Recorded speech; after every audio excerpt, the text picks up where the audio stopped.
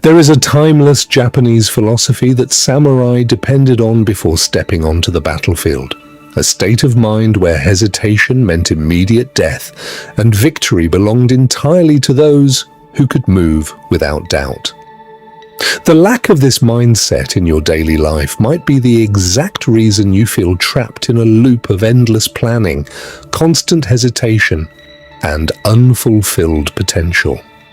We are living in the most informed era in human history, surrounded by endless strategies, tutorials, frameworks, and data. In theory, anyone with an internet connection should be capable of building a thriving career, mastering complex skills, or transforming their life with unprecedented speed. Yet the reality for millions of people is precisely the opposite. Despite having access to all the answers, taking action feels heavier and more daunting than ever before. The fundamental struggle of the modern mind is no longer a scarcity of information, it is a suffocating surplus of it. We consume so much knowledge that we become completely paralyzed, terrified of choosing the wrong path, constantly weighing endless opinions, and analyzing every conceivable risk until the initial spark of inspiration dies out. You see this play out in almost every area of life. You consider starting a business or launching a project, but instead of taking the first real step, you spend months researching strategies, comparing tools, and tweaking spreadsheets. You consider changing careers or pursuing a personal passion, but you become so absorbed in mapping out every potential scenario that years pass by without a single meaningful move. You analyze every detail, obsess over every potential failure, and eventually lose the energy to begin at all. Then, in moments of quiet reflection, you ask yourself why it is so difficult to simply do what you know you ought to do. The answer is far simpler than you think. Your mind is stuck in a state of chronic overthinking. Overthinking does not mean you are lazy, unmotivated, or lacking in ambition. In fact, overthinking usually afflicts the most ambitious and thoughtful individuals. It is a subtle protective mechanism where the brain misuses its intelligence to shield itself from uncertainty, mistake, and discomfort. Consider the mental tax of daily existence. Reliable research suggests that a human being makes between 400 and 1,000 conscious decisions every single day. Decisions that require genuine mental exertion, comparison, and evaluation. Every time you weigh options, predict outcomes, or anticipate risks, your brain expends valuable cognitive energy. Now, combine that natural decision fatigue with your deepest fears, your self-doubt, and the overwhelming weight of high expectations. The result is total mental gridlock, often known as paralysis by analysis. You become so consumed by contemplating how to execute a plan perfectly that you never actually execute it at all. You mistake the mental effort of planning for actual progress, building elaborate structures in your mind while your physical life remains entirely unchanged. Centuries ago, Japanese warriors recognized this exact mental trap. They observed how easy it was for a person to be overwhelmed by fear and excessive calculation when faced with immense stakes. To combat this, they cultivated a profound psychological framework, a way of operating designed to liberate the individual from the weight of excessive thought. They called this state ku no Sekai, which translates to the world of emptiness. This is not about retreating into an abstract spiritual fog or turning your mind into a complete blank slate.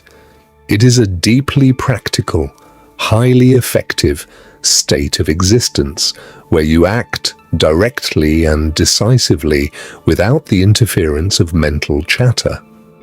The legendary swordsman Miyamoto Musashi, who survived dozens of life-or-death duels without a single defeat, wrote extensively about this state in his ultimate work, The Book of Five Rings.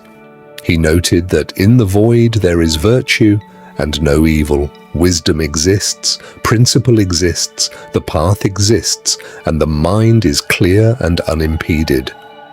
Musashi was not writing theoretical philosophy for scholars. He was writing survival instructions for combat. In a high-stakes duel, stopping to analyze your opponent's stance or calculating the perfect angle for a strike is fatal. There is no time to debate options or ponder probabilities. You must act instantaneously, allowing deeply trained instinct to flow without the friction of conscious doubt. The moment you hesitate to analyze, the battle is already lost. Although you are not stepping into a physical arena with a sword, your daily life mirrors this principle far more closely than you realize. Every time a meaningful opportunity presents itself, a project to start, a conversation to have, a decision to make, you stand at a critical fork in the road. You can either step forward into action immediately, or you can retreat into thought until the opportunity quietly evaporates. Most people unconsciously choose the second path. They choose it not because they lack desire, but because they have been conditioned by modern society to prioritize analysis over movement. From a young age, school trains you to analyze every variable before giving an answer. The market teaches you to compare endlessly before committing. Society teaches you that making a mistake is a disaster to be avoided at all costs. Over time, you become conditioned to seek safety in endless deliberation, trapped in an exhausting loop of thinking, evaluating, and planning, until all that remains is the bitter regret of what might have been. Regret is the heaviest burden the human mind can carry, born not from the mistakes you made while trying, but from the actions you were too afraid to take. The way out of this self-constructed mental cage does not require thinking harder, planning longer, or analyzing more data. It requires you to think less, drop the demand for absolute certainty, and step into the principle of ku no Sekai. It requires entering a state where you act without predefined limitations, flow without inner resistance, and live unburdened by the prison of overthinking. Moving from mental paralysis into effortless action may sound like an impossible shift, but it is a natural human capacity that you can reclaim once you understand how it operates. To understand how the principle of ku no Sekai transforms a human life, consider a story that reflects the quiet struggle so many of us face every day. This story applies to every career, every dream, and every creative endeavor that has ever been put on hold. We all know someone who seems naturally destined for greatness, someone possessing immense talent, sharp intellect, and a clear ability to solve problems that leave others baffled. Yet, despite all these gifts, their life remains completely stationary. This was precisely the case for a young woman named Emily. At 28, Emily held a degree in business and worked as an analyst at a mid-sized firm. Everyone who worked alongside her knew she was far overqualified for her position. Whenever a project stalled, Emily found the solution. Whenever a client grew frustrated, Emily calmed the storm. She possessed an intuitive business sense that could not be taught in any classroom, yet her own life never moved forward. Emily suffered from a profound form of intellectual paralysis. Her mind was exceptional at solving problems for others, but when it came to her own ambitions, her intelligence turned against her. Every time a genuine opportunity appeared, Emily immediately shifted into heavy analysis mode. When a colleague suggested they launch an independent consulting practice together, Emily spent 3 months creating financial models, analyzing competitors, calculating tax implications, and mapping out worst-case scenarios. By the time she felt she had analyzed enough variables to proceed, the window of opportunity had closed, her colleague had moved on, and the market conditions had shifted. The same pattern repeated when a friend invited her to join a promising startup. Emily spent weeks weighing every risk, and while she was busy calculating certainty, someone else stepped into the role and the business thrived without her. Emily was not lazy, and she was not indecisive. She was a captive of her own analytical mind. The fatal flaw in Emily's approach was her belief that if she thought deeply enough, she could eliminate all risk and guarantee success before taking a single step. She was trying to use thought to conquer fear, failing to realize that excessive thought is often what creates fear in the first place. Endless questions about the future have no answers because the future does not yet exist. Yet she treated her mental projections as reality. Her turning point came when she met an older woman named Ko at an industry trade show. Ko was a seasoned business owner in her late 50s, born in Kyoto and raised with a deep connection to traditional Japanese principles. Ko observed Emily presenting a strategic plan to a prospective client and was immediately struck by Emily's brilliance, as well as the subtle anxiety radiating beneath her polished exterior. Ko approached Emily after the presentation and offered her a direct challenge. She explained that she was expanding her firm and needed a partner who understood strategy and human behavior, offering Emily a seat at the table. Emily felt her heart race with excitement. It was the exact breakthrough she had spent years dreaming about.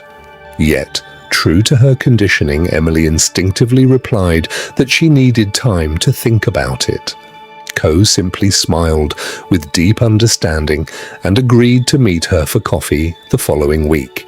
During that week, Emily plunged into her usual routine of overthinking, creating endless spreadsheets, anticipating failures, and losing sleep over hypothetical scenarios.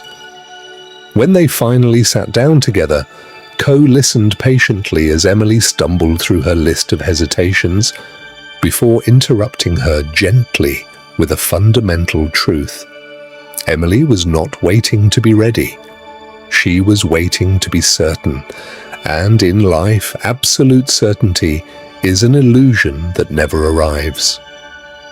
Ko introduced Emily to the mindset of Ku no Sekai, explaining how her own grandfather had practiced kendo and taught her that in true combat, the moment you pause to calculate your next move is the moment you lose.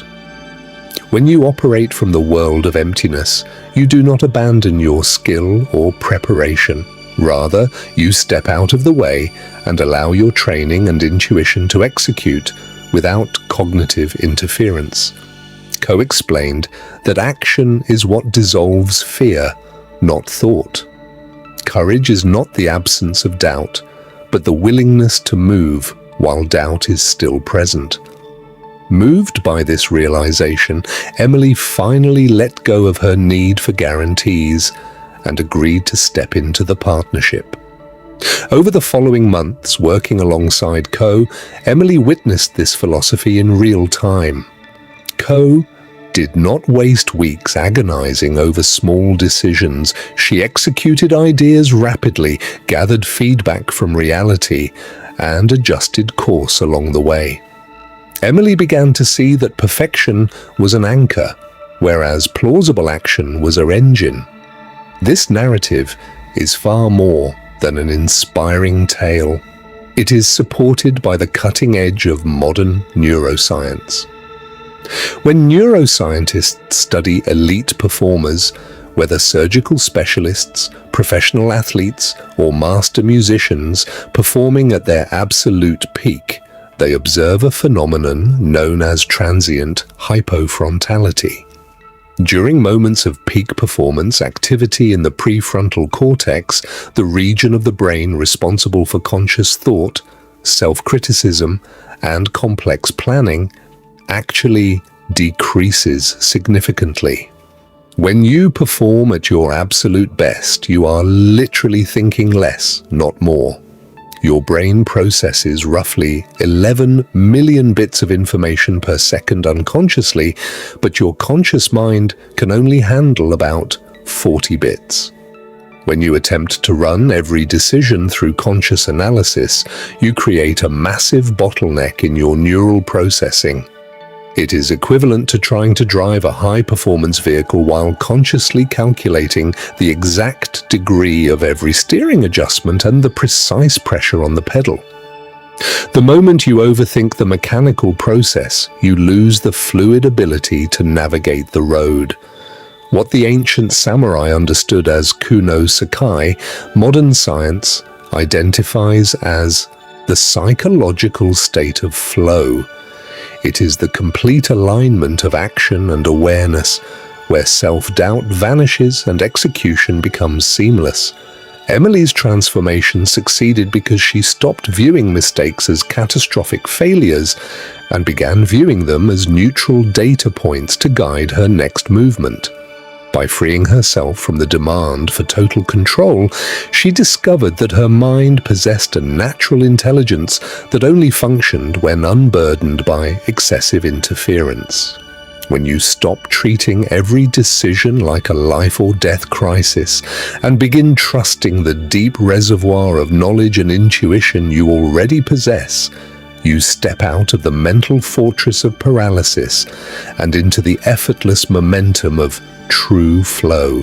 To translate the timeless philosophy of Kuno Sekai into your daily life, you do not need to adopt complex rituals or force your mind into artificial stillness. You simply need to remove the internal barriers that obstruct your natural capacity for action.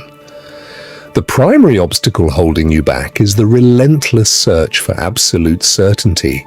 Before taking a step forward, you must learn to replace the demand for certainty with a commitment to clarity. Certainty is an illusion anchored in an unpredictable future, whereas clarity is grounded in the reality of the present moment. You will never have absolute proof that a business will succeed, that a new career path will be smooth, or that a creative endeavor will resonate with the world. Waiting for guarantees before taking action is the single greatest cause of wasted potential. Clarity only requires you to know why you are taking the next step and what that immediate step needs to be. When you possess clarity of purpose in the present, you have everything you need to move forward, leaving the unknown details to be sorted out as you travel down the path. The second core principle is to build competence through deliberate practice until execution becomes an effortless instinct. Overthinking flourishes in environments where preparation is theoretical rather than experiential. The samurai did not achieve a state of mental emptiness by avoiding discipline. They achieved it through endless, rigorous training until the movement of the blade became as natural as breathing. If you want to eliminate hesitation in business, writing, leadership, or any other craft, you must engage in repetitive, hands-on execution until the fundamental mechanics drop into your subconscious. When your body and intuition know how to perform from experience, your conscious mind no longer needs to micromanage every detail. You free yourself from the heavy burden of constant analysis because you have built a deep, reliable foundation of real-world competence, action ceases to be a frightening leap into the unknown and transforms into a simple, natural expression of what you have practiced. The third pillar of this practice is to cultivate the habit of acting swiftly on small scales. Perfectionism convinces you that every action must be massive, flawless, and completely fully formed before it can be shared with the world. In reality, massive plans lead to massive hesitation. To break the cycle of paralysis, you must shorten the gap between the birth of an idea and your physical response to it. When an inspiring idea or necessary task arises, do not give your analytical brain time to construct an elaborate list of potential failures and excuses. Take a small, meaningful step immediately. Whether that means drafting the first paragraph, making the phone call, or outlining the project framework. By moving quickly on a small scale, you bypass the brain's natural threat detection system and generate immediate momentum. You learn that a flawed step taken today is infinitely more valuable than a perfect plan that remains forever trapped inside your mind. The fourth essential shift is to redefine your relationship with error and treat failure as neutral feedback rather than a personal defeat. Water does not pause or panic when it encounters a boulder along its path. It simply flows around the obstacle and continues moving onward. When you view mistakes as catastrophic events that threaten your identity, every decision becomes weighed down by immense psychological pressure. Under that kind of pressure, overthinking becomes an inevitable defense mechanism designed to keep you safe from discomfort. When you embrace the principle of Sekai, you realize that errors are nothing more than helpful course corrections along the way. A missed opportunity or a flawed execution is not proof of inadequacy. It is simply information that guides your next step.